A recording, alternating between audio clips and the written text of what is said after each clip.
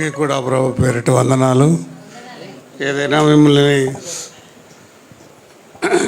చూడటానికి సమయాలు ఇచ్చిన దేవునికి ఎంతైనా కూడా కృతజ్ఞతాస్తుతులు చెల్లిస్తున్నాను. సమయాలు అనేవి ఆయన ఉన్నాయి, కానీ మరి సమయం అనేది సద్వినియోగపరచుకోవటంలో మీరెంతైనా కూడా ధన్యులు. అందరం మీతో కలుసుకోవడానికి నాకు ఇచ్చిన స్థానం కూడా ఇదేనమాట. ఏదేమైనా మా బుడ్డ మీద తీసుకొచ్చింది, లేకపోతే నేను మాత్రం రావాలని మాకైతే వాస్తవంగా లేదు, కానీ రాలేము. కానీ మరి తీసుకొచ్చిందా లేదా? దేవుని స్తోత్రం. మరి కొద్దిసేపు మనం లేఖన భాగాన్ని ఎప్పటి వరకు సార్? ఇది 2 గంటల వరకు, 3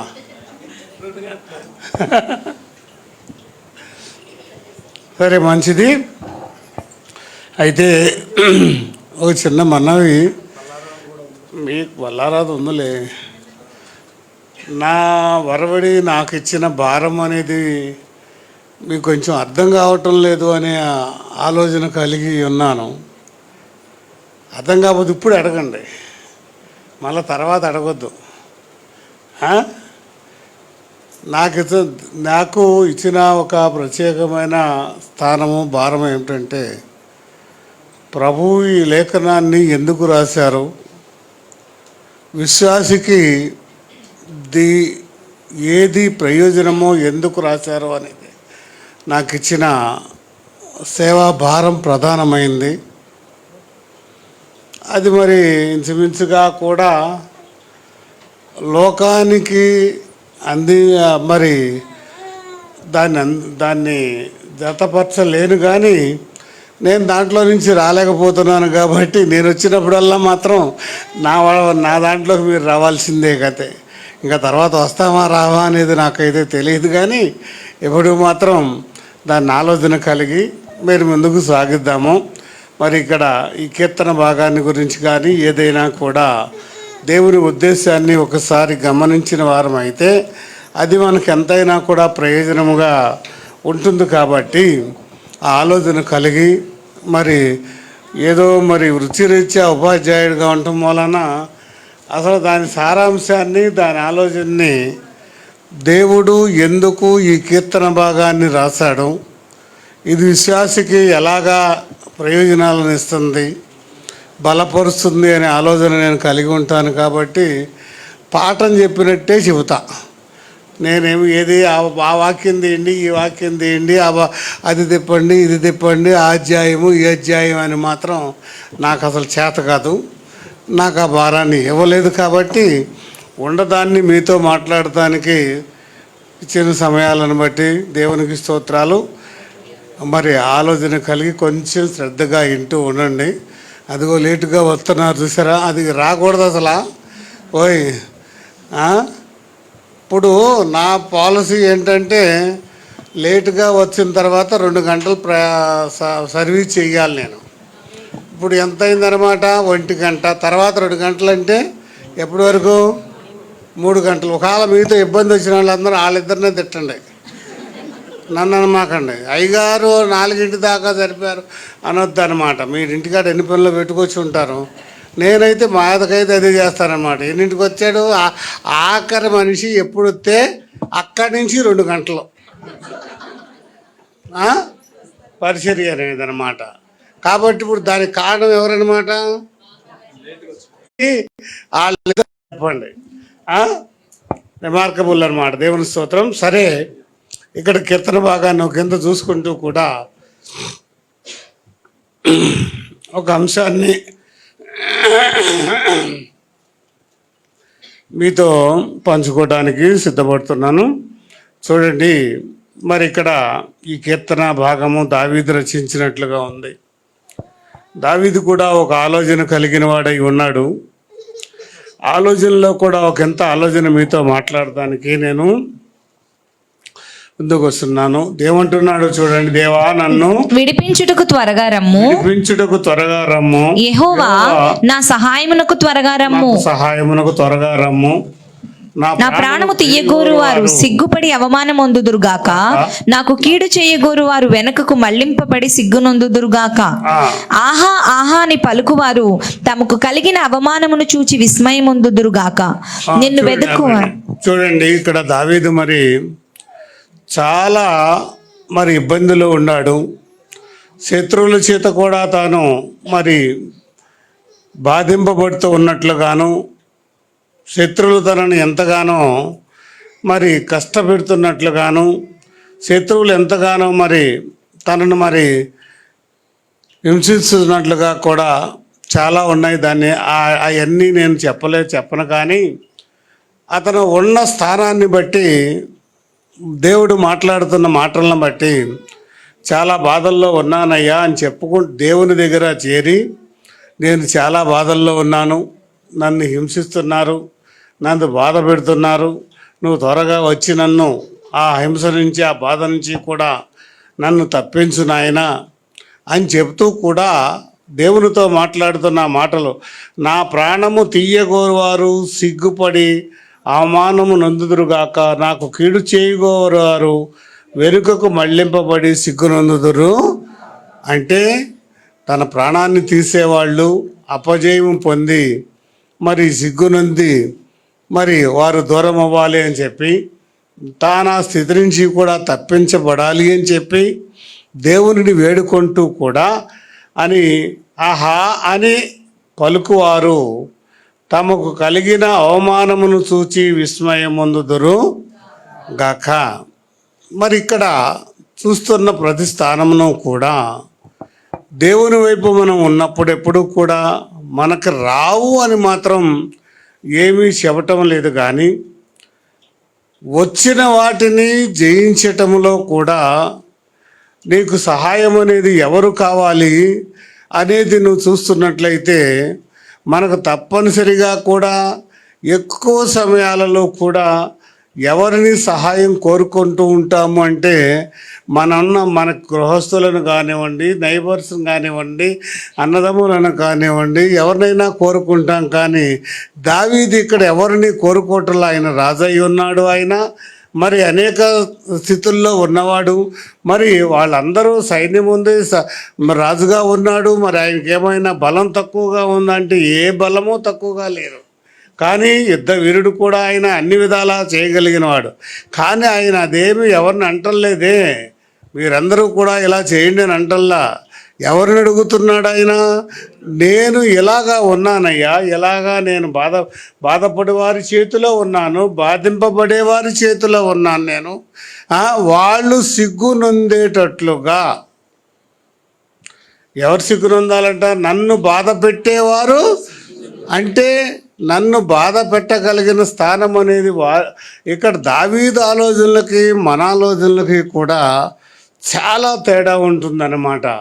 మన ఆలోచనలు ఎంతసేపు కూడా మనము తప్పించుకోవాలి, మనము దాని నుంచి విడుదల పొందుకోవాలి అనే మాట మాత్రం వాస్తవమే, తప్పే, రైటే. ఇది అయ్యా నన్ను వాళ్ళ నుంచి తప్పించిన ఆయన, వాళ్ళని కొట్టకుండా చేయను ఆయన అని చెప్పి.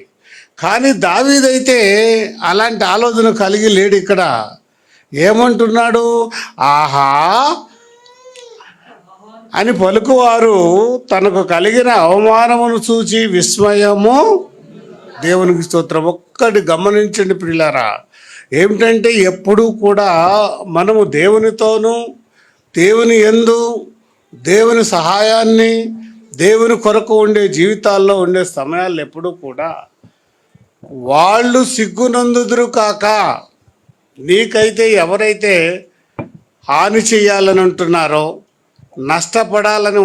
నష్టపరచాలని ఉంటున్నారో, ఇబ్బంది పరచాలని ఉంటున్నారో, అవమానపరచాలని ఉంటున్నారో, వారు నీకు ఏది చెయ్యాలని అనుకుంటున్నారో అది చెయ్యలేకపోయామే అని వాళ్ళు సిగ్గు పొందాలట. దేవుని స్తోత్రం. నన్ను తప్పించమని అడగటల్లా, వాళ్ళ చేతులు ఇరగొట్టమని అడగటల్లా, వాళ్ళ దూరంగా ఉంచమని అడగటల్లా.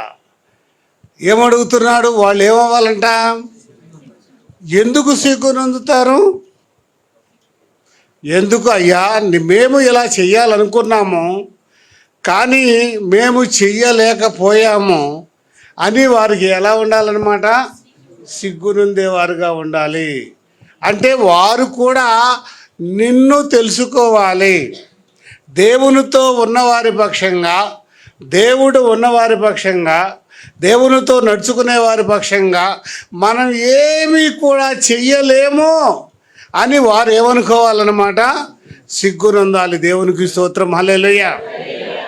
అది కావాలి మనకి. ఎప్పుడు కూడా మనం ఏదో చేద్దామని కానీ, మనం ఏదో చూద్దామని కానీ, మన శక్తి కానీ, మన బలం కాదు కానీ అక్కడ కూడా తన బాధలో కూడా, తన ఆలోచనలో కూడా ఆయన ఏమో అంటాడనమాట, ఎవరు చూడాలంట? నా మీదకి వచ్చేవాళ్ళు నిన్ను చూడాలయ్యా. నిన్ను బట్టి ఏమి చెయ్యలేకపోయామే అని సిగ్గునుందాలంట. దేవునికి స్తోత్రం. హల్లెలూయా. ఒకానొక సమయంలో నేను నరసాపురంలో అక్కడ జాబ్ చేసిన సందర్భంలో ఈ బుడ్డగాళ్ళు అందరూ చాలా బుడ్డోళ్ళు అప్పుడు. అయితే ఆ సందర్భంలో అక్కడ జాబ్ చేసిన సందర్భంలో పాస్టర్ గారు రాత్రిపూట ఒక ఇంటి దగ్గర మామూలుగా ఆరాధనలు జరుగుతూ ఉంటాయి. ఎందుకంటే సిగ్గు నొందే స్థానం అనేది ఎలా ఉంటుంది ఏమిటంటే, సరే ఆరాధన జరుగుతా అంటే అక్కడ కొంతమంది కలిసి ఏదైనా సరే ఇవాళ వచ్చి గోలగోల చేస్తున్నాడు ఇక్కడ ఈ గోల నుంచి కూడా ఈయన ఇక్కడ రాకుండా చేయాలనే ఉద్దేశంతో ఏం చేశారు, ఆరాధన జరుగుతోంది. అయితే అయిపోయింది, ప్రార్థన అయిపోయింది, గృహకూటం అయిపోయిన తర్వాత వాళ్ళు ఏం చేశారు, దారిలో ఆయన ఈ దారిలో వెళ్తాడు కాబట్టి ఆయన్ని మనం ఏదైనా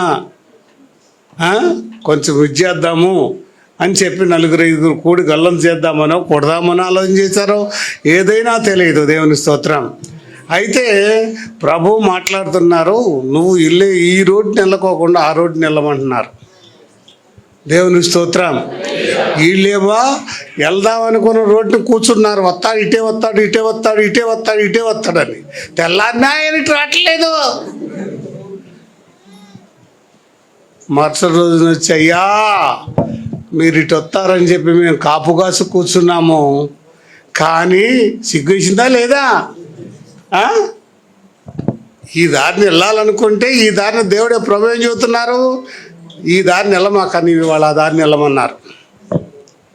వీళ్ళేమో ఎక్కడ కూర్చున్నారనమాట, ఆ దారిలోనే కూర్చున్నారు. ఇప్పుడు ఏమైంది, శత్రువుకి సిగ్గుపడ్డారా లేదా? మనం అనవసరంగా ఆయన్ని బాధ పెట్టాలని ఆలోచన చేశాము, ఆయన చేసుకునేది చేయనీకోకుండా అని చెప్పి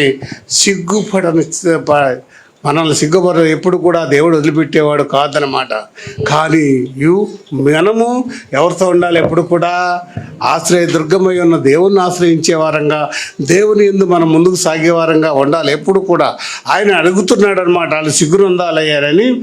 నన్ను వెతుకు వారందరూ నిన్ను గూర్చి ఉత్సహించి సంతోషించుదురుగాక, నీ రక్షణను ప్రేమించు వారందరూ దేవుడు మహిమపరచబడుగాక అని నిత్యము కూడా దేవుడు రక్షిస్తాడని ఎదురుచూపు అనేది మనకి ఎప్పుడు కూడా కావలసి ఉన్నది అన్నమాట.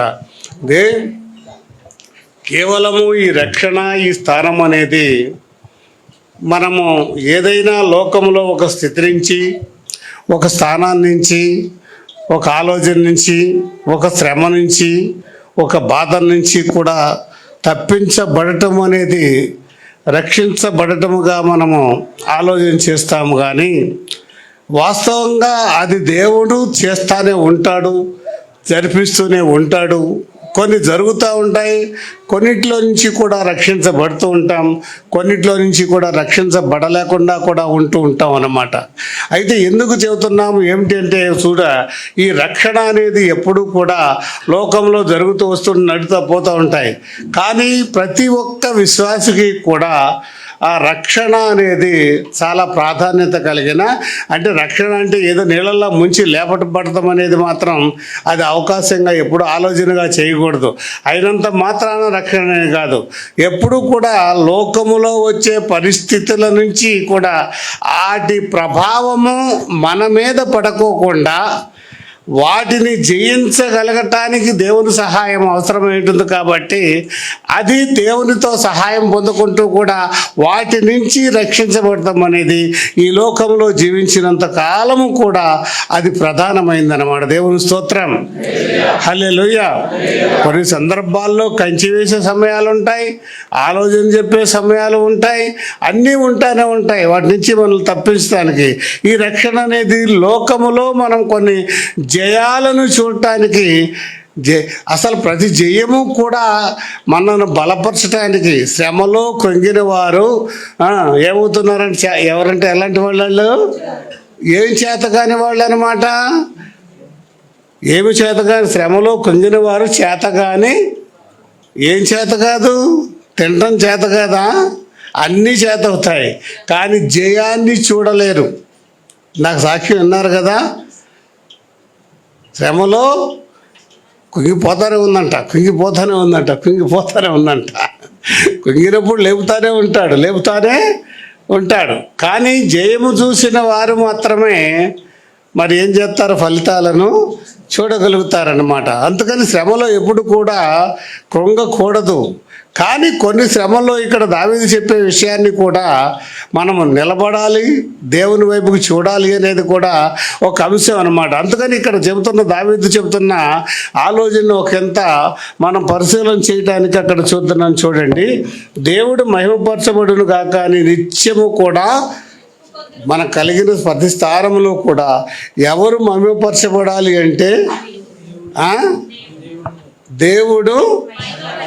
దేవుడు మహిమపరచబడాలి అంటే మరి ఎప్పుడు కూడా దేవుడికి కోపము తెప్పించే స్థానాలలో ఇదొక ప్రధానమైన స్థానం అన్నమాట. మనము ఇదైనా కూడా దేవునికి కోపం తెప్పించే స్థానాలు కూడా మన జీవితాల్లో ఉంటాయన్నమాట. ఎందుకని ఏమిటి అంటే ఎప్పుడు కూడా ఘనత అనేది దేవునికి రావాలి. ఆ విషయంలో మాత్రం మీ ఘటములను ఏం చేయమన్నారు, పోషించుకోండి. ఘనత విషయములోను పరిశుద్ధత విషయములోను కూడా మన ఘటాలను, మన కొండలను ఏం చేసుకోవాలన్నమాట, ఘటాలంటే కొండలు అన్నమాట. ఏం చేసుకోవాలన్నమాట, పోషించుకోవాలన్నమాట. ఘనత విషయములో ఎవరికి ఘనత రావాలి, కొంతమంది నేను చేశాను, నేను అనే భాష ఉందో చూసారా, మీ ఘటాలను బద్దలు కొట్టుకుంటున్నారు. నేను చేశాను కాదు, ఎవరు చేశారు, నేను చేశాను అనే మీ ఆలోచన మీలోకి వచ్చిందంటే ఆయనకి చెప్పలేనంత కోపం వస్తుందన్నమాట. అక్కడే చాలామంది కూడా ఈ దినాలలో విశ్వాస జీవితంలో పప్పులో కాలేసినట్లుగా శ్రమల పాలయ్యే వాళ్ళలో మొట్టమొదటి వాళ్ళు వీళ్ళు అన్నమాట. అందుకని ఎప్పుడు కూడా ఏది జరిగినా ఒక హస్తం అనేది, మన హస్తం అనేది ఉండాల్సిందే, ఒకరు నిలబడవలసిందే. కానీ నిలబెట్టేది ఆయన, నడిపించేది ఆయన, ఆలోచన ఇచ్చేది ఆయన. కాబట్టి ఆయన నిలబెట్టాడు, ఆయన నడిపించాడు, ఆయన ఆలోచన ఇచ్చాడు, ఆయన శక్తినిచ్చాడు. కాబట్టే నేను నిలబడగలిగాను అనేది చాలా చాలా చాలా చాలా ప్రాధాన్యమైన స్థానం అన్నమాట. కానీ మనం ఏం చేస్తాము, నేను నిలబడ్డాను, నేను నడిచాను, నాకు కుదిరింది, నాన్ను చూశాను. అక్కడ ఏమొస్తుంది అన్నమాట, నీకు ఆలోచన ఇచ్చింది ఎవరు, నిలబడటానికి శక్తినిచ్చింది ఎవరు అని మీరు అంటారా? అక్కడే మీరు చాలా ప్రమాద స్థాయిలో ఉంటారన్నమాట. అందుకని ఎప్పుడు కూడా ఏది జరిగినా కూడా ఆయన మనకు సహాయం ఉన్నాడు కాబట్టి దానిని మనము చేయగలిగాము. ఆ ఘనత అనేది ఎవరికి రావాలి, దేవునికి రావాలి ఎప్పుడు కూడా. అలాగే పరిశుద్ధత విషయంలో కూడా మనల్ని మనం ఎప్పుడు కూడా శుద్ధీకరించుకోవటంలో, మనము దేవునికి విరోధంగా ఉన్న స్థానాలను విడిచిపెట్టడంలో ఎప్పుడు కూడా జాగ్రత్తగానే ఉండాలి అన్నమాట. అది మాత్రం ఎప్పుడు వదలకూడదు. ఆ రెండు మనకు ప్రమాద గటికలు అన్నమాట. అవి ఎప్పుడు మనం పరిశుద్ధపరచుకోవడంలో కూడా అలసట ఉండకూడదు, అశ్రద్ధ ఉండకూడదు. అలాగే దేవునికి ఘనత విషయంలో కూడా ఎప్పుడు కూడా ప్రతి విషయంలో కూడా ఘనత అనేది ఆయనకే రావాల్సి ఉందన్నమాట. దేవుని స్తోత్రం. అందుకని ఇక్కడ అదే అంటున్నాడు అనమాట. దేవుడిని మహిమపరచడంలో మనము ఏ విషయం వారి నుంచి తప్పించబడినా సరే మనము దేవుడు మనల్ని ఏం చేశాడు, మనకు వచ్చిన ఆలోచనలన్నీ కూడా ఎవరిచ్చారనమాట. కాబట్టి ఆ ఘనత ఎవరిదనమాట? దేవునికి. అంటే ఉద్దేశాలు, నేను గొప్పగా చేశాను, ప్రార్థన చేశాను కాబట్టి నేను రక్షించబడ్డాను అనేది ఎప్పుడూ కూడా మన జీవితాలలో ఆలోచనలోనే ఉండకూడదు. చేసేది మనమే, నిలబడేది మనమే, కానీ చేయించేది వాడు, నిలబెట్టేది వాడు, ఆలోచన చెప్పేది ఆయన అన్నమాట. అందుకని మనము నిమిత్త మాత్రులం మాత్రమే. ఆ సమయాల్లో మళ్ళీ నా స్థితిలో ఆ ధైర్యాన్ని ఇచ్చేది, ఆ ఆలోచన ఇచ్చేది, ఆ మార్గాన్ని తెలిపేది ఎవరన్నమాట? ఆయనే. కానీ నేను తీసి ఎవరిని పెట్టాలి ఇక్కడ? ఆయన్ని పెట్టండి. ఆయన నిలబెట్టాడు, ఆయన నడిపించాడు, ఆయన ఆలోచన ఇచ్చాడు, ఆయన ధైర్యాన్ని ఇచ్చాడు అనే స్థానం అనేది, ఘనత అనేది ఎప్పుడు కూడా ఎవరికి రావాలన్నమాట? దేవునికి మహిమ రావాలి. అదే అంటున్నాడు, దేవుడు మహిమపరచబడును గాక ఆ నిత్యము చెప్పుకొందురు. చూసారా? దేవుడు మహిమ రక్షించబడేదేమో దావీదే, శత్రువుల నుంచి రక్షించబడేది ఎవరు? ఇప్పుడు దావీదే. కానీ నేను రక్షించబడ్డాను అంటే, నా శత్రువులు సిగ్గునొందారు అంటే దానికి గల కారణం ఎవరని చెబుతున్నారనమాట? దేవుడే కారణం, కానీ నేను మాత్రం కానే కాదు. ఆ మహిమ, నేను రక్షించబడ్డాను అంటే, నా శత్రువుల చేతుల నుంచి కూడా నేను విడుదల పొందాను అంటే ఎవరు దానికి కారణం అంటే దేవుడే. దేవుడే. ఆ మహిమ ఎవరికి రావాలి? ఆ మహిమను మాత్రం మీరు మాత్రం ఎవరు కూడా ఆరోపించుకోకండి. నేను చేశాను అనే స్థానాన్ని, లేకపోతే ఇక్కడ నేను చెబుతున్నాను నేను చెప్పాను కాదు. నాకు అసలు బైబుల్ తెరిచే వరకు భయమే, వచ్చిన కాడి నుంచి భయమే ఉండమాట చెబుతున్నాను. మొదలెట్టిన తర్వాతే ఆయన చేసుకుంటాడు. ఇక దేవునికి స్తోత్రం. అందుకని ఆ స్థానం అనేది ఆయన ఇవ్వండి, ఆ మహిమ స్థానం అనేది ఆయనకి ఇవ్వండి. మరొక మాట కూడా అక్కడ దావీదు ప్రాముఖ్యము గల మాటను మాట్లాడుతున్నాడు. 5వ వచనంలో చదవండి.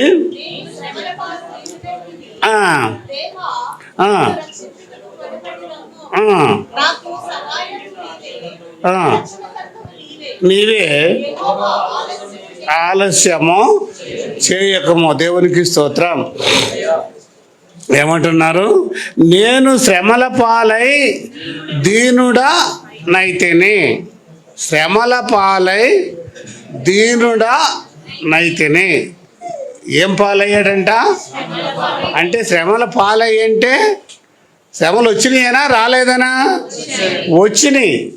అప్పుడే కదా మోకాళ్ళ తీత ఎప్పుడు వస్తుంది అన్నమాట. మోకాళ్ళ మీద తీత ఎప్పుడు వస్తుంది? మోకాళ్ళ నొప్పులు ఎప్పుడు వస్తాయి? శ్రమలు పాలైనప్పుడే. చూడండి, చాలామంది శ్రమలను తప్పించు అని అడుగుతారు, శ్రమలు తీసివేయి అని అడుగుతారు. కానీ శ్రమలలో దేవుడు జ్ఞాపకం వస్తున్నాడా? శ్రమల పాలైనప్పుడట ఏమొచ్చింది? దీనికంట ఏమొచ్చింది? దీనుడనై అంటున్నాడు. దేవునికి స్తోత్రం. ఏమయ్యంట? అంటే దీనుడు అంటే ఏంటండి? ఏంటి తగ్గించుకోవటం? కాళ్ళు తీసేద్దామా, మెడకాయ తీసేద్దామా? తగ్గించుకోవటం అంటే అంతే కదా మరి. No doubt. తగ్గించుకోవటం అంటే ఏమిటంటే ఎప్పటి వరకు కూడా దేవుని మాటను విడిచిపెట్టి నడిచిన బాపతిది. తగ్గించుకోవటం అంటే దేవుని మాటకు లోబడిన వారు దీనులు, ఆత్మకు లోబడిన వారు దీనులు. అంతేకాని తగ్గించుకోవటం అంటే మన వీటిని తగ్గించుకోవటం కాదు. ఎవరు తగ్గి ఉన్నారు అంటే దేవుని మాటకు ఏమవ్వాలన్నమాట, లోబడాలి. అది దీనత్వము. ఇంతకు ముందు ఏమైందనమాట, దేవుడు చెప్పినా కూడా కొంతమందికి లెక్క ఉండదన్నమాట. వాతలు పెట్టిన తర్వాత కానీ, కాళ్ళు చేతకు వచ్చిన తర్వాత కానీ, ఆ శ్రమలో కానీ ఎప్పుడు ఎవరు గుర్తురట్లేదన్నమాట, దేవుడు గుర్తు. దావీదు అదే అంటున్నాడు, అయ్యా నువ్వు ఏది చెబితే నువ్వు వినలేదయ్యా, అందుకే నాకు ఈ తిప్పలు వచ్చినాయి అయ్యా, నాకు ఈ బాధ వచ్చిందయ్యా, ఇప్పుడు నువ్వు ఏది చెబితే అది నేనే. అది దీనత్వం అంటే. ఇంతకుముందు వినలా, చాలామంది ఉన్నారు ఇందులోనూ, దేవుడు చెప్పినా కూడా లెక్కలేని సమాజంగా ఉండిపోతుందన్నమాట. కానీ దేవుడు చెప్పినప్పుడు వినినప్పుడు, ఇప్పుడు నేను అంటున్నాను, నా శ్రమ వచ్చేటప్పటికి ఇప్పుడు నేను నీకు లోబడాలనే ఆలోచన నాకు వచ్చిందయ్యా, నీ మాటకు నేను ఇప్పుడు లోబడి ఉంటానయ్యా, అగ్రిమెంట్ చేసుకుంటున్నాడు అనమాట. ఇంతకుముందు ఏం చేశాడు, అగ్రిమెంట్ లేదు, పర్వాలేదు పరే ఏమైతే ఇందులే కానీ అట్టా చెబుతారు అయ్యగారా అని కూడా తిరస్కరించే స్థానాలు ఉంటాయన్నమాట. కానీ ఆ శ్రమ అనేది ఏమి చేయాలి అంటే నేను ఎక్కడ దేవునితో విడిచిపెట్టానేమో అనే ఆలోచన కూడా ఉండాలి. అప్పుడే అంటున్నాడు, దీనుడనై నీ మాటకు లోబడిన వాడనై ఉండి నేనేం చేశానంటున్నాడు, దీనుడనైతేని దేవా నన్ను రక్షించుటకు త్వరపడి ఇప్పుడు రా, ఇప్పుడు నన్ను రక్షించు. ఇది చాలా ఇదన్నమాట. దీనుడినై కొన్ని సందర్భాలు వచ్చేటప్పటికి మనం దేవుని మాటను వదిలిపెట్టేసేసి ఏం చేస్తూ ఉంటాం అన్నమాట, మన ఇష్టానుసారంగా జీవించే జీవితాలను మనం కలిగి ఉంటాం అన్నమాట. అప్పుడు ఏమొస్తాయన్నమాట, ఏం పాలైపోతాం అన్నమాట, శ్రమల పాలైపోతాము. కానీ శ్రమల పాలైనప్పుడు కనీసంగా నాయనా తగ్గించు నాయనా, తీసివేయి నాయనా అని ప్రార్థన చేస్తారు. కానీ ఇది నాకు ఎందుకు వచ్చింది నాయనా అని ఆలోచన ఏమైనా చేస్తారా? చేసినప్పుడు తప్పనిసరిగా మనము దేవునికి లోబడే వారంగా, దేవుడు దావీదంటాడు, ఒక్క మాట పలికినచో నేను బ్రతుకుతాడు. ఆ మాట కోసం మనం ఏం చేయాలన్నమాట, ఎదురు చూసే వారంగా ఉండాలి. దేవునికి స్తోత్రం.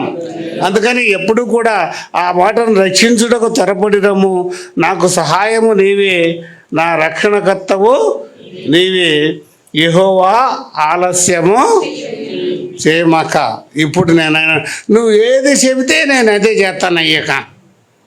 ఇప్పుడేం చేస్తాడంట, ఇప్పుడే ఇంతకుముందు ఏం చేశాడు, ఇంతకుముందు దేవుడు చెప్పింది చెయ్యలా. అందుకని వాళ్ళు ఎవరు వచ్చారు, శత్రువులు తన మీదకి వచ్చి బాధ పెడుతున్నారు. కానీ మరి ఆ ముందే ఉంటే ఏం బాగుండేది, వాళ్ళు వచ్చి మనం అనుకుంటాం ఏదన్నా శ్రమ వచ్చిందంటే ఎవరో వాళ్ళ మూలంగా వచ్చింది, వీళ్ళ మూలంగా. దేవుని ఆలోచన లేనిది శత్రువుకి ఎప్పుడు కూడా మీ మీద అధికారం లేనే లేదు ప్రియులారా. మనం అధికారాన్ని ఎప్పుడైతే మనం దారి తప్పిపోయినప్పుడే దేవుడు మనల్ని వదిలిపెడతాడు. అప్పుడే మనకి ఏమొస్తా ఉంటాయి అన్నమాట, ఒక్కోటి వస్తాయి. నాకు ఇచ్చే దేవుడిచ్చే ఆలోచన మీ అందరికంటే నాకు అంతా నాది ఉల్టా వ్యాపారమేనమాట. మీరేమో ముందరకు వెళ్తారు, నేనేమో వెనక్కి వెళ్తూ ఉంటాను. నేను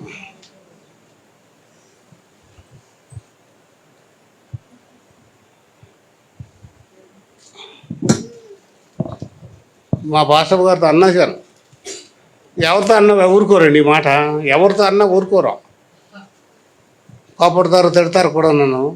అందుకని ఆవిడతోనే పంచుకుంటాను, ఇంకేం చేయను మరి. ఎందుకంటే నాకు ఇచ్చిన భారం అలాంటిది, దేవుని ఆలోచన కూడా నాకు అలాంటిది. కాబట్టి మీరందరూ కూడా గొడ్డమ్మ జ్వరం వచ్చింది, పాస్టర్ గారికి జ్వరం వచ్చింది, అయ్యో ముందల 15వ తారీఖున పుట్టినరోజు పండుగ, ఎంత గ్రాండ్గా హైదరాబాద్ అంతా తెలిసేటట్టుగా చెయ్యాలి. ఏం చేయాలమ్మా, హైదరాబాద్ అంతా తెలిసేటట్టుగా చెయ్యాలి. ఉండయన్నీ దేవాలు హైదరాబాద్ ఉన్నాయండి. ఇప్పుడు మీ ఆలోచనలు దేని మీద ఉన్నాయి చెప్పండి. చెట్టులు తెద్దామా, శ్యామలు తెద్దామా, బుర్రలు తెద్దామా, దండలు తెద్దామా, అంతేనా కాదా? మాట్లాడేటమ్మా, అవునా కాదా? ఇప్పుడు బుట్టదానికి వచ్చేసింది జ్వరం, తాతగారికి ఆలోచన పోయింది. ఏటి మీద ఆలోచన పోయింది? బుడగల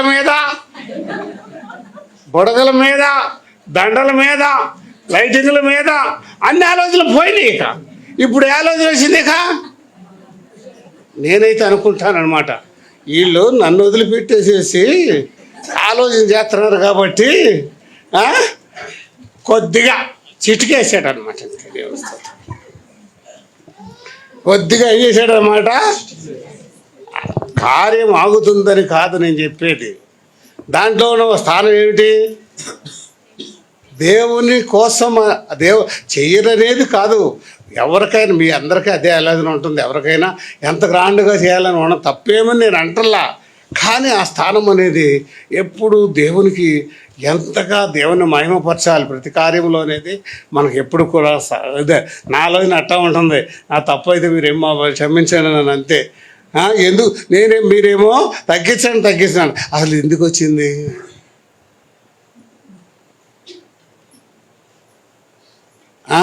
లేకపోతే నేను ఉన్నమాట చెప్తాను, ఈ పాటికి పాస్టమ్ గారు 16 సార్లు వెళ్ళేది టౌన్కి.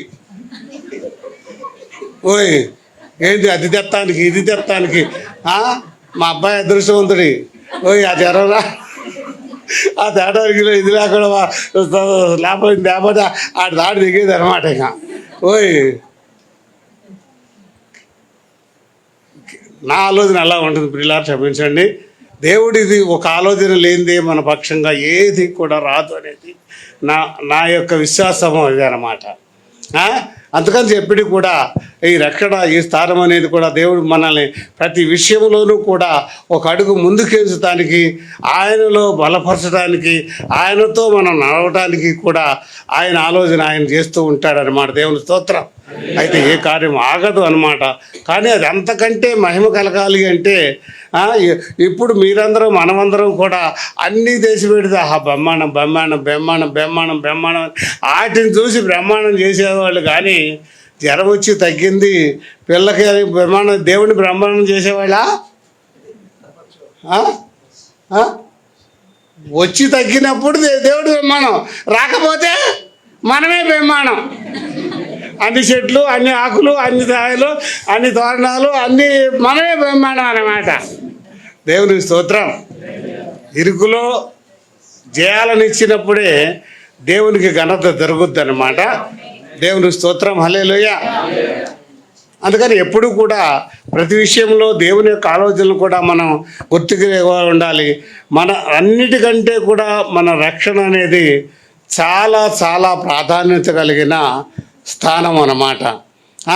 మరి ఎప్పుడు కూడా ఈ రక్షించబడటం అనేది ఇవాళ మరి బల్లారాధన కాబట్టి, మరి ఈ బల్లారాధన స్థానంలో కూడా మరి ఏర్పాటు అనేది ఏదో ఆచారంగా తీసుకుంటామా అనేది ఎప్పుడూ కానీ, ఆచారంగా తీసుకోవటానికి కొంతమంది ఆలోచన చేస్తారన్నమాట. ఏంటంటే బల్లారాధన తీసుకుంటే ఏమొస్తుంది? ఆశీర్వాదము వస్తుందంట. తీసుకుంటే అది ఆశీర్వాదం వస్తుందా? రాదా? మరి ఎందుకు తీసుకుంటున్నారు?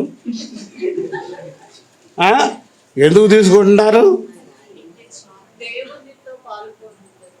దేవునితో పాలు పొందుకోవటానికట. దేవునితో పాలు పొందుకోవటానికి. అసలు పాలు ఎట్టా వస్తుంది మీకు? పాలు అంటే మిల్క్ కాదండి, పార్ట్. మిల్క్ కాదు, పాలు అంటే పాలు అండ్ మిల్క్ కాదు, అది part of the God, part of దేవునిలో ఒక భాగం. నీకు దేవునిలో ఏం రావాలన్నమాట? ఒక భాగం కావాలి. ఇప్పుడు ఆస్తిలో భాగం అంటే సగమో కొత్త ఇస్తారు కదా. అయితే ఇది కూడా ఏంటి? దేవునిలో నీకు ఒక భాగం కావాలి. నువ్వు దేవునిలో ఒక భాగం అయ్యి ఉండాలి. ఆమేన్. ఏంటంటే దేవునిలో నీవు ఒక భాగం అయి ఉండాలన్నమాట. అంటే ఒక భాగమై ఉండాలి అంటే మరి పాలు పొందుకోవడానికి నువ్వు వస్తున్నావు అంటే దేవునిలో ఒక భాగమై ఉండాలి అంటే మరి దేవుడేమో పరిశుద్ధుడు, మరి మన స్థితి ఎలా ఉంది? ఆయనలో భాగమై ఉండాలంటే ఇప్పుడు చూద్దామా, ఊరికే కొప్పడమాకండి. నాటోడిని కాబట్టి నాటు మాటలు మాట్లాడుతూ ఉంటాను అప్పుడప్పుడును. పల్లెటూరు కాబట్టి వైగారు కాబట్టి క్లాస్ మాటలు మాట్లాడతారేమో కానీ ఏమండి అంతేనా? పరమాన్నం ఉందనుకోండి, ప్రభు పరమాన్నమే కదా కాదా? మాట్లాడుతుంటే పరమాన్నం అంటే తెలీదా మీకు? చేరానుంది దాంట్లో ఏమైనా మట్టి వేస్తామా? ఎందుకని? అది భాగం కాదుగా. మరి ప్రభు పరిశుద్ధుడు కాబట్టి నువ్వు కూడా ఆయనతో భాగం అవ్వాలంటే ఏం కావాలి? నీవు ఆయనతో పాటు నీవు పరిశుద్ధులుగా ఉంటే అప్పుడు భాగం అవుతావు. లేకపోతే పాలెట్ట అవుతావు? అవుతామా? అవం కదా. అందుకని ఆయన ఈ సమయాలను ఇచ్చింది. ఎందుకంటే మనలను పరిశుద్ధులుగా చేసి ఆయనలో మనకు భాగం ఇవ్వటానికే ఈ ప్రత్యేకమైన కొంతమంది అయితే వారం చేసుకునేవారు ఉండరు, కానీ అది ఆచారంగా తీసుకున్నప్పుడు ఏమీ కూడా ప్రయోజనం అనేది లేదు అన్నమాట. అది ఎప్పుడు కూడా ఆచారంగా కాదు. అది ఇది బల్ల ఆరాధన జరపటం అనేది ఆచారమే లా చేస్తున్నారు కొంతమంది, కానీ అది అందరికీ ఉంటుందా అంటే ఉండకపోవచ్చేమో, కానీ కొందరికైనా ఉంటుంది అది. కాబట్టి ఆ ఆచారం అనే దాన్ని అర్థాన్ని ఇచ్చేటట్లుగా మనం ప్రయోజనం పొందుకోవాలన్నమాట. దేవుని స్తోత్రం. అది అర్థాన్ని ఇచ్చేదిగా అంటే నా ఉద్దేశంలో అంటే ఎంత గొప్పది అంటే నువ్వు రక్షణ పొందుకున్న దినం కంటే కూడా ఈ దినం అంతకంటే గొప్పది. దేవునికి స్తోత్రం. హల్లెలూయా. ఆ రోజునైతే అంతకుముందు చేసినట్టే ముంచి లేపి వదిలిపెట్టేస్తున్నావు, కానీ ఈ దినాల్లో మనం ఉన్నప్పుడు చేసేటప్పుడు దాన్ని కూడా ఏం చేయాలి? వదిలించుకోవాలా లేదా? ఇవాళ స్నానం చేసి వస్తానికి తెల్లబట్టలు కట్టుకోవడానికి అబ్బో ఎంత ఆర్భాటమో సిద్ధపాటు అన్నమాట. దేనికి సిద్ధపాటు అన్నమాట? కానీ శరీరానికి తెల్లబట్టలు వేసుకోవటం వల్ల ఏమీ ప్రయోజనమో ఒక గుర్తింపు మాత్రం. అమ్మ ఇవాళ నేను బలారాధనకి వెళ్ళాలి, ఎవరినో ఒక మాట అనకూడదు, ఎవరినో ఒక పిచ్చి ఆలోచన అని ఎప్పుడైనా బలారాధనకు వచ్చేటప్పుడు మీరు అనుకుంటున్నారా? మాట్లాడేంటి? రోడ్డు మీద గబగబ చేస్తుంటారు. అక్కడ ఏదన్నా కుక్క ఎరిగిందని దాని మీద కాలేసారు అనుకోండి, ఆ కుక్కని తిడతారు. మీరు తిడతారా తిట్టరా? అది మీరు వస్తారని చూసిందా లేకపోతే మీరు దాని మీద వేసారా? అంటే ఎందుకు చెబుతున్నానంటే జీవితంలో వచ్చే స్థానాలను మనం ఇక్కడ నోటి మాట కానీ ఆలోచన కానీ సిద్ధపరచుకోవడానికి, పాలు పొందుకోవడానికి, పరిశుద్ధతలోనికి స్థానం పొందుకోవాలి అన్నమాట. ప్రధానమైందన్నమాట. హల్లెలూయా. అందుకని ఎప్పుడు కూడా మనం ఇక్కడ పొందుకుంటున్నాం. ఇది ఎంత పవిత్రమైందంటే నా ఉద్దేశంలో వాస్తవంగా కూడా నీకు తెలిసినటువంటి ఏ అవిధేయతనైనా సరే, అతిక్రమాన్నైనా సరే, అసలు మనం అతిక్రమాలు అవిధేయతలు చేస్తూనే ఉంటాం, నో డౌట్. అందులో సమస్య లేదనమాట. ఏ విషయం ఏదో ఒక సమయంలో ఏదో ఒక సందర్భంలో ఎవరితో ఒకరితోనైనా ఏం చేస్తూ ఉంటాం? చేయకుండా ఉంటారా? మాట్లాడేంటి? డ్యూటీలకు వెళ్ళే వాళ్ళు ఉన్నారు అనుకో, ఇందులో చాలామంది ఉండరు. అందరూ ఉండారేమో నాకు తెలియదు. సరే కొంతమంది ఉంటారనుకోండి. లేట్ అయిపోయింది అనుకోండి, ఏమో వెళ్ళొచ్చు ఎక్కువసేపు బాగా ఇంటికాడ కూర్చుంటారు. అక్కడికి వెళ్ళిన తర్వాత ఆఫీసర్ గారు అడిగితే ఏం చెబుతారు అనమాట, దారిలో ఉండి బస్సు వెనక్కి వెళ్ళిందండి. ఏమని చెబుతారు? ఎందుకు లేట్ అయిందని ఆఫీసర్ గారు అడిగారు అనుకోండి, ఈ బత్తకు వేసి పడుకున్నానని చెబుతారా? ఏమని చెబుతారా? ఆ బస్సు వెనక్కి నడిచిందండి, నేను లేట్ అయిపోయానని చెబుతారు. బస్సు వెనక్కి నడుతుందా? మన బుద్ధి ఎక్కడ నడిచింది? మరి ఎక్కడ ఏమైపోయావు? నువ్వు డిఫాల్టర్ అయిపోయావా లేదా? ఇది కావాలని చేసావా? ఇలాంటి ఎన్నో. ఎందుకు చెబుతున్నానంటే ఇలాంటి వాటిని మనం జాగ్రత్తగా ఉంచుకొని జరిగిన వాటిని ఒప్పుకొని విడిచిపెట్టి అట్లాంటి మన జీవితంలో లేకుండా ఉండేందుకు గాను ఈ క్రమాన్ని ఇచ్చారు. దేవుని స్తోత్రం. హల్లెలూయ. ఎప్పటికప్పుడు పవిత్ర స్నానాన్ని జరిగించడానికి సిద్ధపాటు ఏంటి? రాత్రి ఎంతో కొత్త మాట చెప్పారు. సిద్ధపాటుని శుద్ధీకరణ ఏంటిది? పాత నిబంధన స్థానంలో శుద్ధీకరణ అనేది పాత నిబంధన స్థానంలో వచ్చినటువంటి స్థానం అన్నమాట. అంటే శుద్ధీకరణ వేరు, ఇది వేరు. శుద్ధీకరణ అనేది పాత నిబంధన కాలంలో యాజకుడు శుద్ధి చేసేవాడు. శుద్ధీకరణ అంటే ఏంటంటే యాజకుడు ఏం చేసేవాడు అనమాట, తన ప్రజల నిమిత్తంగా, అందరి నిమిత్తంగా శుద్ధీకరణ స్థానాన్ని చేసి రక్తాన్ని చిందించి శుద్ధీకరించేవాడు. అది శుద్ధీకరణ. అది ఎవరు చేశారు? యాజకుడు అందరి నిమిత్తంగా చేసేవాడు అనమాట శుద్ధీకరణ అనేది. కానీ ఇప్పుడు మనము ఏం చేయాలి అంటే శుద్ధీకరణ కాదు, సిద్ధపాటే. ఏమిటి సిద్ధపాటు? బల్లలోకి అంటే ఏది సిద్ధపాటు అవుతుంది అన్నమాట? ఏది సిద్ధపాటు అవుతుంది? బల్లలో సిద్ధపాటు అంటే ఏదవుతుంది అన్నమాట? మన సిద్ధపాటు అంటే నీలో ఉన్న ప్రతి ఏ అతిక్రమమైనా సరే, ఏ అపరాధమైనా సరే, ఏ పనికిరాని ఆలోచన అయినా సరే ఒప్పుకొని విడిచిపెట్టడమే సిద్ధపాటు. ఆమేన్. అవునా? ఏదైనా సరే ఒకవేళ అన్ని ఏమో చేశానో చేయలేదు నాకు తెలియదయ్యా, ఊరికి ఆలోచన చేస్తాం. సుశీలమ్మ గారు, సత్యారావు గారు నాకు తెలుసు, మిగతా వాళ్ళు ఎవరో తెలవదు. తెలిసిన గొప్ప ఏదైనా కోపం వచ్చి మాట అనుకున్నారనుకోండి, అప్పుడైతే అనేస్తాం. కానీ అయ్యా అన్నానయ్యా నన్ను క్షమించయ్యా అని ఇప్పుడు ఒప్పుకుని తీసుకుంటారా? అది సిద్ధపాటు అంటే. నీ బలహీనతనో నీ అపరాధాన్నో ఏం చేయాలన్నమాట, మీరు ఒప్పుకొని విడిచిపెట్టాలి. దేవునికి స్తోత్రం. అందుకోసం సిద్ధపాటు చేస్తున్నాము అంటే ఏం చేయాలన్నమాట, ఏం ఆలోచన చేయాలి? ఒప్పుకొని. అంటే ఉంటాయా ఉండవా అంటే చేసి మీరు గనక సిద్ధపడితే, ఒప్పుకోవటానికి సిద్ధపడితే, ఎక్కడ నువ్వు చేసినా సరే పరిశుద్ధాత్మ దేవుడు అంటే, నువ్వు పరిశుద్ధాత్మ దేవునితో ఉంటున్నావు అంటే, నువ్వు ఎక్కడ చేసినా సరే, కంపెనీలో కూర్చున్నావు అనుకోండి, పని చేస్తున్నావు అనుకోండి, హాయిగా ఎవరో పైన సూపర్వైజర్ గారు లేరనుకోండి, చక్కగా కూర్చుంటావు అన్నమాట, యజమానుడు లేడు కదా అని.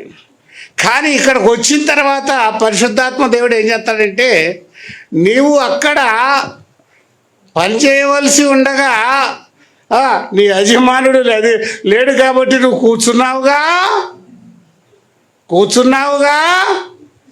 అని పరిశుద్ధాత్మ దేవుడు నీతో ఏం చేస్తాడనమాట, మనం ఒప్పుకుంటావు. ఇప్పుడు నువ్వు సిద్ధపాటు అయ్యి వచ్చావు అంటే నిన్ను దేవుడు తప్పనిసరిగా ఆ స్థితి నుంచి నిన్ను ఏం చేస్తాడనమాట, తీర్పు తప్పిస్తాడనమాట. అది సిద్ధపాటు అంటే ఏంటనమాట, నువ్వు అయ్యా నేను ఎక్కడైనా ఒకవేళ నా జ్ఞాపకం లేకపోతే నాకు జ్ఞాపకము చెయ్యని మీరు కనుక మోకరించినట్లయితే తప్పనిసరిగా పరిశుద్ధాత్మ దేవుడు మీతో మాట్లాడతాడు. దేవుని స్తోత్రం. అది సిద్ధపాటుకు 3 వచ్చారు 5 వచ్చారు అనమాట, నిన్న మొన్న కూడా. అది అవసరమైంది. ఇప్పుడు సంఘాల్లో అది కొదువైపోయింది, ఖాళీలు లేక దూరం అయిపోయి రావటం లేదు. కానీ వెనక నేను మొట్టమొదటిలో ఎరిగినప్పుడు కూడా అసలు ఆ కూడికలకు రాకపోతే మళ్ళీ ఇవ్వని పరిస్థితులు కూడా ఉన్న సందర్భాలు ఉన్నాయన్నమాట. ఆ సిద్ధపాటు కూడిక రాకపోతే అది ఒప్పుకోకపోయినా సరే ఏం చేసేవారు, నువ్వు సిద్ధపాటు కూడికి రాలేదు కాబట్టి నీకు బల్లవననే సందర్భాలు కూడా జరిగిన సందర్భాలు ఉన్నాయన్నమాట. అందుకని సిద్ధపాటు అనమాట. అయితే ఒక మాట మీతో పంచుకోవడానికి ఇంకొక అప్పుడు 30 గంట అయిపోయిందిరా, మీ గడియారం ఆగిపోతేంటి? సరే, ఒకటి చూడండి, ఈ మాటను గ్రహించండి. మరి ఏది ఏమైనా కూడా విశ్వాసం అనేది మనకి ప్రధానమైన స్థానం. అది ఈ విశ్వాస స్థానం అనేది మనకు ఎలా ఉంటుంది ఏమిటి అనేది, విశ్వాసం అంటే విశ్వాసం. అందరూ కూడా విశ్వాసం ఉందా లేదంటారా? మరి మరి అటువంటి విశ్వాసం అనే దానికి అసలు ఏది విశ్వాసం అనేది కావాలి, మనం గ్రహింపులోనికి రావాలి. ఏది అసలు విశ్వాసం అనేది ఏంటది? అబ్బో, నిరీక్షించే వాటికి ఎవ్రీబడి చెప్పారు కదా, అంతేనా? విశ్వాసం అనేది నిరీక్షించబడు వారికి మరి నిరీక్షించబడటం అంటే ఏమిటి? నిరీక్షించ అంటే ఏమిటి? ఎదురు చూడటం అన్నమాట. మన ఎదురు చూసేది ఏంటంటే మరి అందులో కూడా మరొకటి కూడా ఉంది, అదృశ్యమైనవి దృశ్యములోనికి చూడటం అనేది విశ్వాసము అనేది. అంతేనంటారా? అంతేనా? సరే, అయ్యగారు ఇప్పుడు అయ్యగారు కంటే నా ఉద్దేశంలో అమ్మగారు బెంజ్ గారు కావాలి. దానికంటే పెద్దది ఏదైనా ఉందో లేదో. ఆ డేడీ వచ్చాడు అనుకుంటా. ఎక్కడ కూర్చున్నారు? మనవడు మా బయటికి వెళ్ళిపోయాడు ఏంటి? కుర్చీలు కూర్చున్నాడా? తమ్మ ఆటం వచ్చింది లేరా? ఊరికి దేవుడు ఇస్తాడు, అప్పు చేసి వండి అప్పు అన్నా తీరుతాడు. అప్పు లేకపోతే ఏమన్నా కూడా తాగడం పెడదాం. ఇస్తానన్నాడు కాబట్టి విశ్వాసం మంచిది. నా తెలియక అడుగుతాను, అదృశ్యమైనవి అన్నాడు కదా, బెంజ్ కారు, ఆడి కారు ఏదో నాకు తెలియదులే, అది అదృశ్యం అయింది. అది అరే, నువ్వు కారు కొనేటప్పుడు ఈ కారు ఎట్టా ఉంటుందని నీకు తెలీదా? అదృశ్యమైంది కాదుగా, అదృశ్యమైంది. అది మాట్లాడేది అసలు తెలియట్లేదని చెప్పాను. అదృశ్యమైంది అది కాదు. మరి మిగతా నువ్వు లోకంలో ఏది చూసినా సరే విశ్వాసం అనేది, రోగం తగ్గటానికి విశ్వాసం కావాల్సిందే కాదని నేను అంటలేదు. లోకంలో ఏది సంపాదించుకోవాలన్నా కాదు. ఒక ఇల్లు కావాలనుకున్నావు అనుకోండి, ఆ ఇంటి యొక్క స్వరూపం ముందల అదృశ్యమైంది కాదుగా. ఇలా ఉండాలి అన్నీ నువ్వే సిద్ధపాటు చేసుకుంటున్నారా లేదా ప్రియులారా? అవునంటారా? ఆ ఏమి అదృశ్యమైనవి కాదుగా, మీకు ముందు తెలిసే ఉంది. అది అంతా అన్నీ తెలిసి ఉన్నాయా లేదా? ఓ బండి కొనాలనుకున్నావు అనుకోండి, ఆ బండి రూపం ముందే నీకు తెలిసాయే, అవునా కాదా? మరి ఇంకా అది అదృశ్యమైంది ఎట్ట అవుద్ది? అది అదృశ్యం అయిందా? కాదు కదా. మరి దేవుడు ఏమంటున్నాడు? విశ్వాసం అనేది ఏమై ఉన్నదన్నమాట? ఎదురు చూసేది నిజ స్వరూపం అనేది. నీకు ఏది అదృశ్యమైంది అంటే రెండు మాత్రం చాలా ప్రాధాన్యత కలిగిన స్థానాలు అన్నమాట. అదృశ్యమైనవి రెండు ప్రధానమైన స్థానాలు అన్నమాట. అదే విశ్వాసం కావాలి అన్నమాట. అదే విశ్వాసం అన్నమాట. అయితే ఏమిటి అంటే నిరీక్షణ అనేది ఎదురు చూసేది ఏమిటి అంటే, మొదటిదిగా మన పాపములు క్షమించబడాలి. దేవుని యొక్క మాట. మీరు అడుగుతున్నారనుకోండి, అసలు నా పాపము క్షమించబడిందా లేదా? ఇదేమన్నా కనపడుతుందా మీకు? మీరు అడుగుతారు ఏమని? అయ్యా, నేను ఈ పాపం చేశానయ్యా, నన్ను క్షమించు నాయన అని అడిగేది మాత్రం అడుగుతారు. ఎందుకంటే కష్టమో నష్టమో శ్రమో బాధ వచ్చినప్పుడైనా అడుగుతారా లేదా? కానీ అది క్షమించబడిందా? ఏం రుజువు? ఏమి రుజువు ఏముంది? తెలుసుదా మీకని? తెలుసుదా మీకు? ఎవరికైనా తెలుసుదా?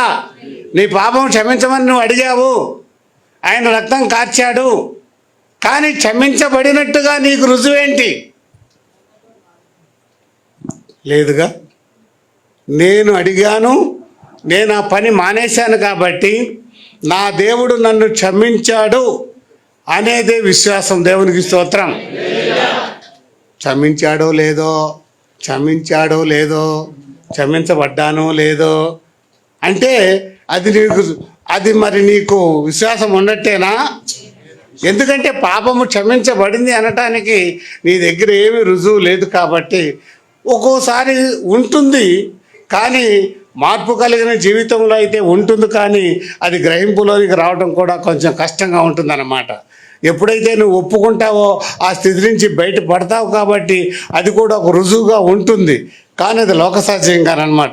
కానీ వాస్తవంగా క్షమించబడతాం అనేది నీకు తెలవదు కాబట్టి నా దేవుడు నన్ను క్షమించాడు, నా పాపము కడిగి వేస్తున్నాడు అనేది దేని ద్వారా ఉండాలన్నమాట?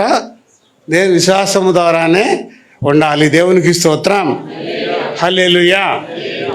రెండవది, ప్రతి ఒక్క విశ్వాసకి కూడా కావలసింది ఏమిటి అంటే మనకిచ్చిన రక్షణ అనేది మనము కాపాడుకోవటం సరే, అసలు ఉందా లేదా? రక్షణ అనేది ఉందా లేదా? ఎక్కడుంది? ఎక్కడ ఉంది? ఎక్కడ ఉంది రక్షణ అనేది? నిరీక్షింపబడి వాటి యొక్క నిజ స్వరూపము. నువ్వు ఇప్పుడు భక్తి చేస్తున్నావు అంటే దేనికోసం నిరీక్షిస్తున్నావు? లోకంలో ఉండే అన్నీ చేస్తున్నాడు ఆయన, వ్యాపారాలు చేయొచ్చు, ఉద్యోగాలు చేయొచ్చు, అవన్నీ ఒక ఎత్తు. ఆ తర్వాత మనకు దేవుడిచ్చేది ప్రత్యేకమైనది ఏంటంటే, నువ్వు నిరీక్షించవలసింది ఏమిటంటే నీకు ఇచ్చిన రక్షణ అనేది నీవు ఏం చేయాలన్నమాట, దాన్ని ఉన్నంత కాలం కాపాడుకోవాలి. కాపాడుకుంటూ దాన్ని ఏం చేయాలి? పొందుకోవాలి కదా. దేనికోసం ఎదురు చూస్తున్నావు అన్నమాట? రక్షణను నీవు ఏం చేయాలి? ఆ పరలోక రాజ్యానికి పొందుకోవాలా లేదా? పొందుకోవాలా లేదా? పొందుకోవాలి. మరి ఆ రక్షణ అనేది, నిరీక్షణ అనేది నువ్వు దానికోసం ఎదురు చూస్తున్నావా? ఎదురు చూడవలసిన వారమై మనము ఉండవన్నమాట. అయితే అది దేని ద్వారా? విశ్వాసము ద్వారానేనమాట. విశ్వాసం ఉందా మీ అందరికీ? ఉందా? ఉందా? ఉందా? అందరూ అంటున్నారా? అందరూ అంటున్నారా? అందరూ అంటున్నారా? దేవుని స్తోత్రం, హల్లెలూయా. మంచిది అన్నమాట, మంచిది మంచిది. కానీ ఒక మాట వచ్చింది కదా యాకోబు పత్రికలో. యాకోబు పత్రికలో మాట అన్నారు కదా, ఏమన్నారు అబ్బాయి? రోగిని స్వస్థపడుతుంది కానీ నిన్ను అక్కడ చేర్చదు. విశ్వాస సహితమైన ప్రార్థన రోగిని, నువ్వు విశ్వాసంతో చేసుకున్నా రోగం తగ్గొచ్చు, మేము విశ్వాసంతో చేసినా రోగం తగ్గొచ్చు. కానీ మరి అది ఎక్కడుంది? రక్షణ ఎక్కడుంది? లేదుగా. మరి ఏమి? మరి విశ్వాసము ఏది? మరి అక్కడ చెప్పబడిన విధంగా యేసుక్రీస్తు సంరక్షణలో ఎవరైతే అంగీకరిస్తారో, అంటే విశ్వాసం నుంచి ప్రతి ఒక్కడును వాడు రక్షణ పొందిన వాడై ఉన్నాడు, రక్షింపబడువాడై ఉన్నాడు. రక్షింపబడువాడై ఉన్నాడు కాదని నేను అనను. రక్షింపబడివాడై ఉన్నాడు, పడతాడు రక్షింప. కానీ ఎప్పుడు? ఆరాధనకు వచ్చినంత మాత్రాన, తెల్ల వస్త్రాలు వేసుకున్నంత మాత్రాన, వాక్యము చెప్పినంత మాత్రాన, లేకపోతే నీటి బాప్తిసం పొందినంత మాత్రాన నీ విశ్వాసం అనేది దేనికోసం రక్షణ తీసుకున్నామంటే మనం ఎక్కడికి వెళ్తామని? పరలోకానికి వెళ్తాము అనేది అన్నమాట. అయితే మరి అక్కడ చెప్పబడిన విధంగా మరి అక్కడ ఏమన్నాడు అంటే, ఏమన్నాడు యాకోబులో? ఎవరు? క్రియలు లేని విశ్వాసము మృతము అన్నాడు. క్రియలు లేని విశ్వాసము. మరి విశ్వాసం అనేది బ్రతికుందా, చచ్చిపోయిందా?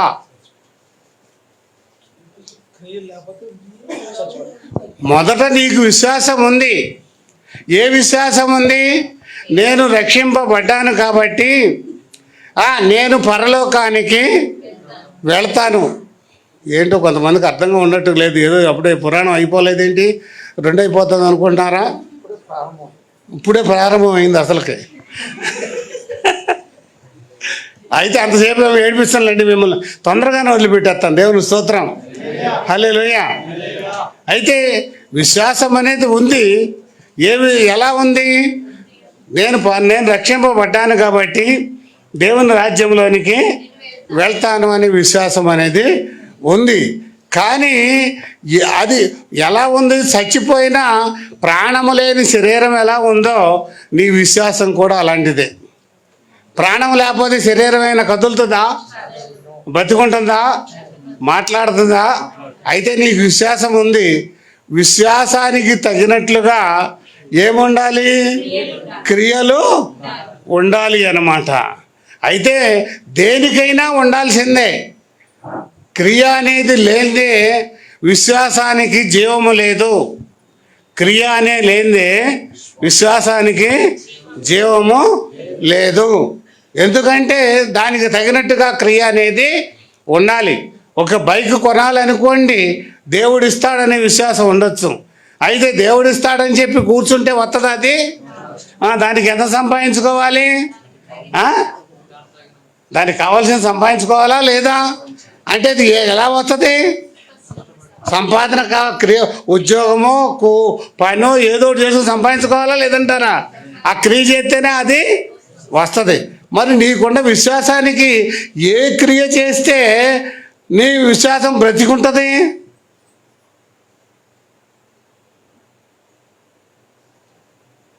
ఏ క్రియలు చేస్తే నీ విశ్వాసం బ్రతికుంటుంది?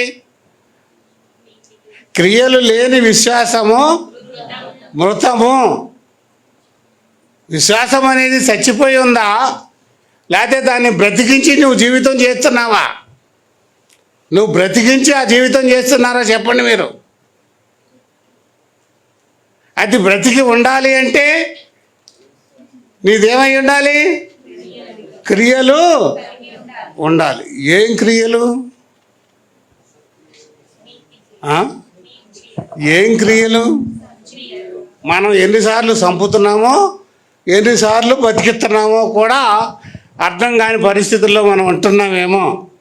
కొన్నిసార్లు బ్రతికిస్తున్నామేమో, కొన్నిసార్లు చంపేస్తున్నామేమో. అవునా కాదంటారా? దేని నీ పరలోక రాజ్యాన్ని చంపేసేది ఏది? ఏంటది? క్రియ. ఏం క్రియ? ఏం క్రియ? ఏ క్రియ చంపుతుంది? ఏది మనం వస్తుంది? ఆ క్రియ లేకపోతే మనం వెళ్ళలేమే. ఎలాగా? ఏం క్రియలు? దానికి సంబంధించిన క్రియ కావాలి. అవిశ్వాసం అంట. అవిశ్వాసం అనే క్రియ కావాలమ్మా.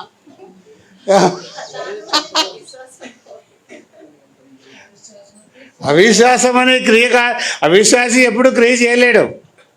కానీ ఏ క్రియ నిన్ను ఆ పరలోక రాజ్యానికి చేరుస్తుంది అంటే, నీ విశ్వాసానికి బ్రతికి ఉన్నది అంటే నీవు దేంట్లో పాలిభాగస్తులుగా ఉండాలి అనేది చాలా చాలా చాలా ప్రాధాన్యత కలిగిన స్థానం అన్నమాట. ఈ పరిచర్య కూడా దాంట్లో ఒక భాగమే.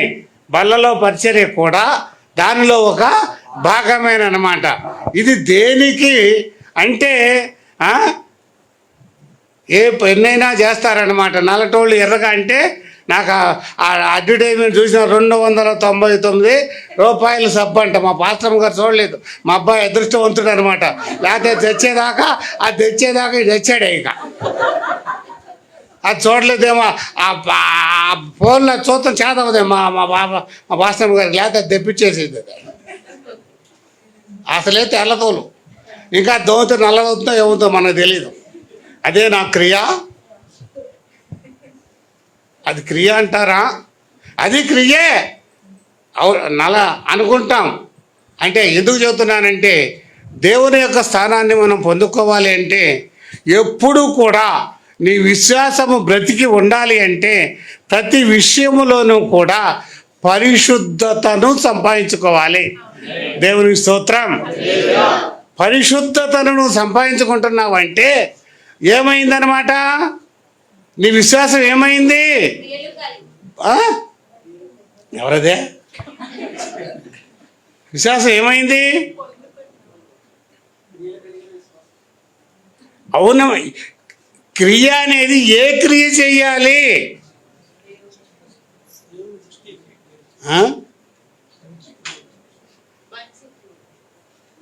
రేపు రేపు మా బొడ్డమ్మను ఏం చేస్తానికి ఎక్కడికి తెప్పిస్తున్నావారా?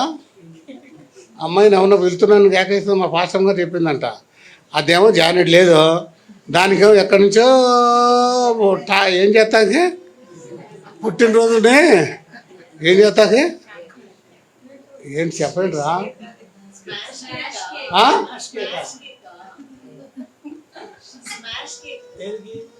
ఎవరినో కేకేస్తున్నావు కదరా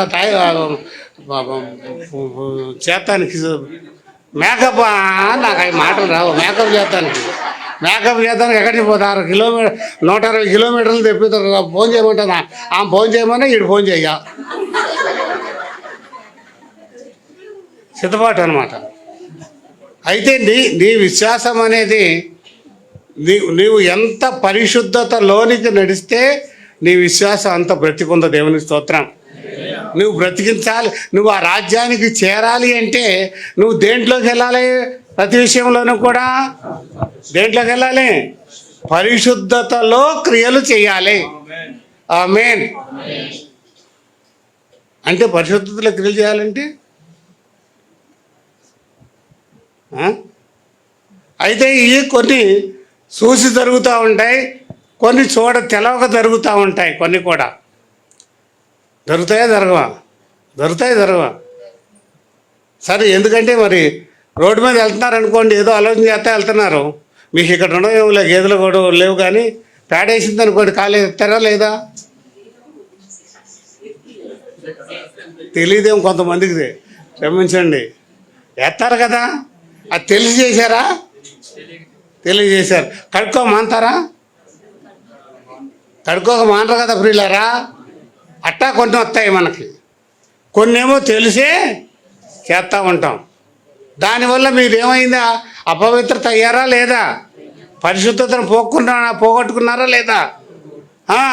ఇప్పుడు మరి ఆ పరిశుద్ధతతో మీ విశ్వాసాన్ని ఏం చేయాలన్నమాట? ఎప్పటికప్పుడు పరిశుద్ధత అనే క్రియతో మీ విశ్వాసాన్ని ఏం చేయాలన్నమాట? బ్రతికించాలి. దేవునికి స్తోత్రం. మీకు పరిశుద్ధత అనే స్థానం అనేది లేకపోతే మీ విశ్వాసం కూడా ఆ పరలోక రాజ్యానికి వెళ్తామనే విశ్వాసం కూడా అది చచ్చిందే, కానీ అది బ్రతికి ఉన్నది మాత్రం కానే కాదు. హల్లెలూయా, హల్లెలూయా, హల్లెలూయా. అందరూ అయ్యే ఈ కీములన్నీ పూసుకొస్తారనమాట. నేను సిద్ధపాటు కోసం. అదేనా? నేనేమన్నానా? ఏం చేశానా? ఎప్పుడన్నా మాట దారానా? పనికిమాలిన ఆలోచన చేశానా అనేమని అంటారా? మాట్లాడేంటి? నేను పరిశుద్ధం చేసుకోవాలంటే వచ్చి కూర్చున్నారంటే ప్రార్థన చేసుకోండి ఏదో ఆయన అంటూ ఉంటాడు, మీరు వస్తామన్నారు. నేను ఎక్కడైనా ఎవరినైనా ఒక మాట అన్నానా? అయ్యో పలానా వాళ్ళు నీ మాట అన్నానయ్యా, లేకపోతే ఈ ఆలోచన చేశానయ్యా, నన్ను క్షమించు నాయన అని అడుగుతారా? అదే కదా క్రియ, అదే కదా ఏ క్రియ అన్నమాట? పవిత్రపరుచుకోవటమే. మీ వస్త్రం ఉంది, వస్త్రం ఉన్నాయి, తెల్ల వస్త్రాలు ఉన్నాయి. బాగా తెల్ల వస్త్రాలు ఎందుకు కట్టుకోమంటారంటే ఎంత మాసికైనా కూడా కనపడతా లేదా? అలాగే ఈ శరీరం అనే వస్త్రమే మాసికల్ని ఏం చేయాలి? ఎప్పటికప్పుడు సబ్బు పెట్టి గుంజుకోవాలా లేదా? అలాగే ఆత్మీయ వస్త్రాన్ని కూడా అదే అదే ఏ మాసికలు పడతాయి? మొన్న చెప్పారు కదా, మేడం గారు పేరేదో నాకు గుర్తుండలే, ఇస్త్రీల కూటం పెట్టారు కదా.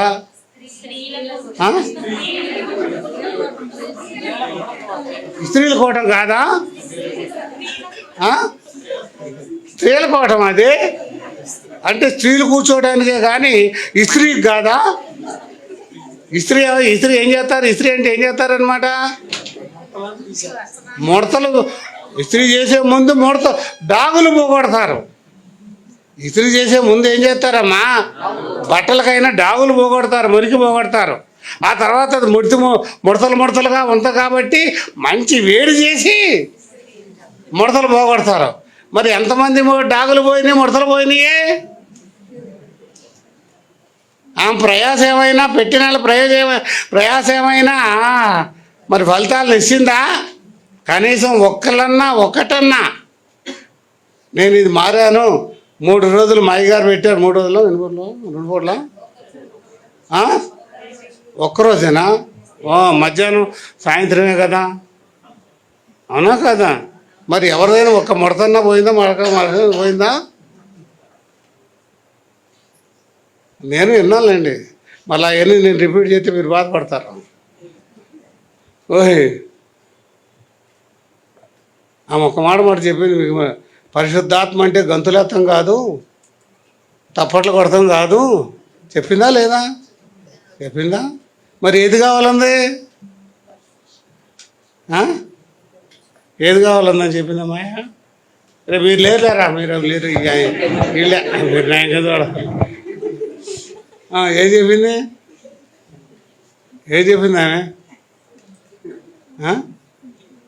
ఒక్కళ్ళంది ఎవరైనా ఇట్టే కాతావా? నేను అక్కడుండి విన్నాను.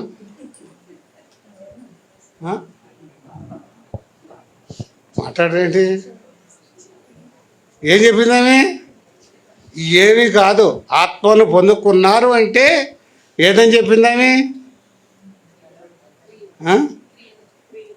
ఏం క్రియలని చెప్పిందా?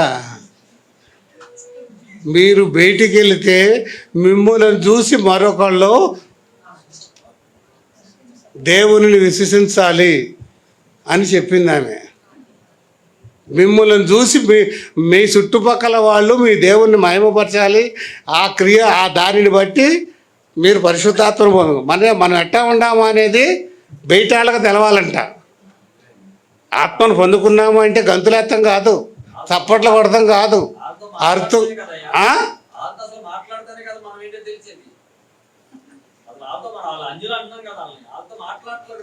అవసరం లేదండి. మాట్లాడాల్సిన అవసరం లేదు. నువ్వు పనిలోకి వచ్చావనుకో, మాట్లాడావు కాబట్టి నీతో చెప్పాల్సిన పని ఉంది. యజమాని దగ్గర పనిలోకి వెళ్తున్నావు. నువ్వు వెళ్ళినప్పుడు నువ్వు చేసే పని సఫిషియెంట్గా ఉన్నది అంటే అప్పుడు ఎవరు మహిమపరచబడతారు?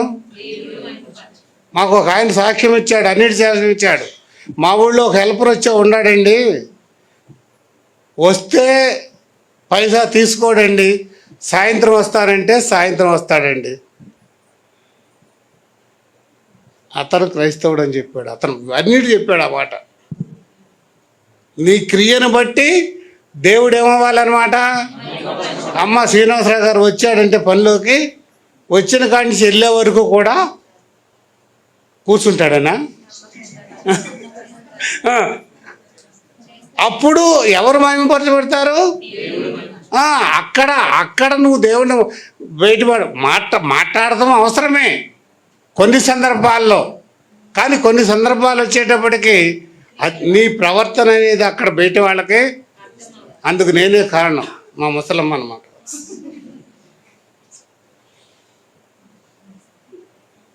అవును, దేవుడిని మహిమపరిచింది కాబట్టి ఆ దేవుడు నేను తెలుసుకోవడానికి, ఇవాళ మీ మధ్యన మాట్లాడటానికి కూడా అదే రీజన్.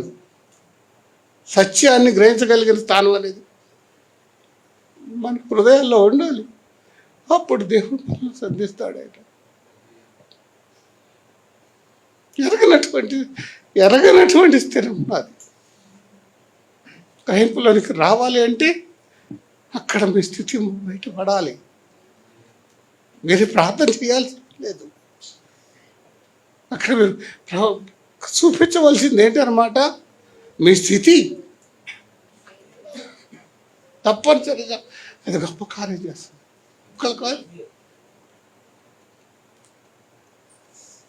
మా పెద్ద వదిన గారి ప్రార్థన 66 కుటుంబాల్లో 66 మందిని రక్షించు. ప్రార్థన కాదు, ప్రవర్తన అని చెప్తాను నేనైతే. ప్రార్థన కూడా నేను చెప్పలేను, ప్రవర్తన. వాళ్ళు 6 అప్పచెల్లెళ్ళు, 6 అప్పచెల్లెళ్ళు బిడ్డలు కూడా ఒకళ్ళు ఇద్దరు బయట ఉండాలి, కానీ 66 మంది అనమాట లెక్క. అది ఇంచుమించుగా అంతమంది కూడా అన్ని కుటుంబాలు రక్షించబడడానికి కారణం ఏమిటనమాట? ప్రవర్తన. మీరు ఏదో నేను ప్రగల్దీసి ప్రార్థన చేస్తాను, ప్రార్థన కూడా అవసరమే కాదని నేను అన్నాను. దానికంటే ప్రాముఖ్యమైనది ఏంటనమాట? నీ ప్రవర్తన సరిగ్గా చూసుకో. మీ కుటుంబంలో కానీ బయట కానీ ఎక్కడైనా కానీ అది ఏం చేస్తుంది అనమాట? దేవుని రాజ్యాన్ని మరొకసారి స్థాపించడానికి సిద్ధపడుతుంది. దేవుని స్తోత్రం. అందుకని ఏ విశ్వాసము నువ్వు పరలోకానికి వెళ్తావు, దానికి తగిన ఏం చేయాలి? మీరు పరిశుద్ధత క్రియలకు చేసినప్పుడే మీరేమవుతుందన్నమాట? పరలోకానికి సంపాదించుకోవాలి. దేని సంపాదించుకోవాలి? పరలోకమే. ఎట్ట వస్తుంది? చీర కొనాలంటే డబ్బులు లేకుండా వస్తాయా? చీర కొనాలంటే డబ్బులు లేకుండా వస్తాయండి? మరి పరలోకం కావాలంటే రోజు ఏం సంపాదించుకుంటున్నారు? వాక్యాన్న ఎందుకు మూట కట్టి అటక మీద పెడతారు. ఈ వాక్యం క్రియల్లోకి వస్తేనే శక్తి వస్తుంది. క్రియల్లోకి రాకపోతే శక్తి రాదు, మహిమ రాదు, ప్రభావం రాదు. మీ అమ్మగారు రోజు దింపుతానే ఉంటుంది. ఏంటది దింపేది? మహిమ దింపుతూ ఉంటుందట. ఆమె అనగానే మీకు వచ్చేస్తుంది. ఇంకోటి ఏంటి? అగ్గిని దింపుతూ ఉంటుందట. ఆమె అనగానే మీకు వచ్చేస్తా ఉంటుంది. మీరు గొంతులేస్తూ ఉంటారు. దిగదు అని నేను చెప్పటం లేదు పిల్లలు, రాదు అని చెప్పటం లేదు నేను. కానీ అది ఎలా దిగుద్ది? ఎలాగా మా మహిమ ఉంటుంది?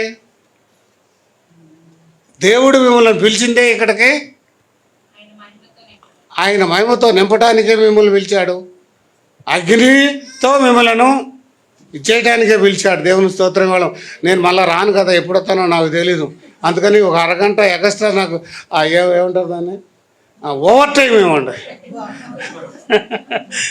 దేవుని ఇది మానేస్తారు, అయిపోతుంది. ఇది ఒక్క మాట చెప్పేసేసి. అయితే ఎలా వస్తుంది? అన్నంత మాత్రాన రాదు. దిగింది అనేది మాత్రాన్ని మీరు పొందుకున్నారనేది మాత్రం 100కి 100 రాంగ్ అన్నమాట. వచ్చేది మాత్రం ఖాయమే, దిగేది మాత్రం ఖాయమే. కానీ ఒక మాటతో మీలో ఉన్నటువంటి అపవాది క్రియ కాల్చబడింది అంటే అది అగ్ని దిగినట్టు. ఆ అగ్ని ప్రభావము ఎవరికి వచ్చి దిగింది అంటే ఒక్క మాట చేత మీ మనసు మారి ఆ క్రియను పోగొట్టుకున్నారనుకోండి, అది అగ్ని దిగేది. అంతేకాని గంతులైతే అగ్ని దిగదు, తప్పట్లు కొడితే అగ్ని దిగదు. దిగే ఉంటుంది అది. కానీ ఎక్కడ ఎవరు మార్చబడ్డారో అగ్ని దిగిందంటే నీలో ఉన్నటువంటి ఒక స్థితి కాల్చబడింది అంటే అక్కడ మాత్రమే ఏమైందనమాట? అది అగ్ని దిగింది, అక్కడ పనిచేసింది. అంత మట్టుకే. మిగతా వాళ్ళందరూ ఒట్టిదే. అంటే అందరిలో ఉన్నాయా? లేకపోవచ్చు కాక, ఉండొచ్చు కాక. కానీ ఏదైనా అది అగ్ని దిగేది. మహిమ ఒక్క మాట మిమ్మల్ని ప్రభావితులు చేసి దాన్ని అనుసరించడానికి చేస్తే అప్పుడు మీకు మహిమ వస్తుంది. మీరు ఇది ఎలాంటిది అంటే భోజనానికి పిలిచారనుకోండి మిమ్మల్ని ఎవరైనాను, ఒక్కసారి రౌండ్ వేసి అబ్బా వాసన బాగా ఉంది, వాసన బాగా ఉంది, వాసన బాగా ఉంది అని తిన్నోడికి ఏమైనా ప్రయోజనం ఉందా? అగ్ని దిగింది అన్నీ నమ్మిన వాళ్ళు కూడా మీ పని మీ బతుకులు కూడా అంతే, నో డౌట్. అందులో సమస్య లేదు. మాట వలన మహిమనన్నా పొందుకోవాలి, మాట వలన మార్పన్నా అది ఆయన దింపినటువంటి ఆ సర్వశక్తి అనేది మీకు ప్రయోజనాలను ఇస్తారు. దేవుని స్తోత్రం.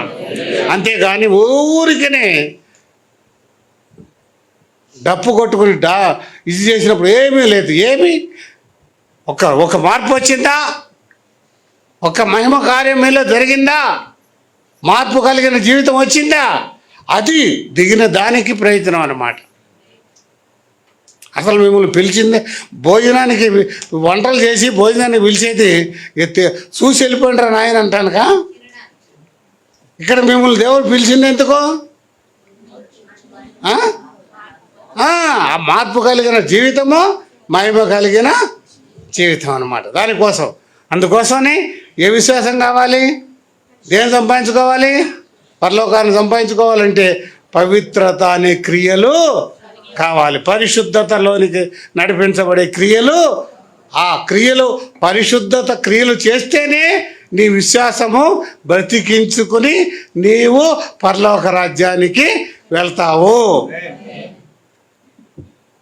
పరిశుద్ధ క్రియలు లేనప్పుడు నీ విశ్వాసం కూడా సచ్చిందే కానీ మనం పరలోకానికి కూడా వెళ్ళలేము.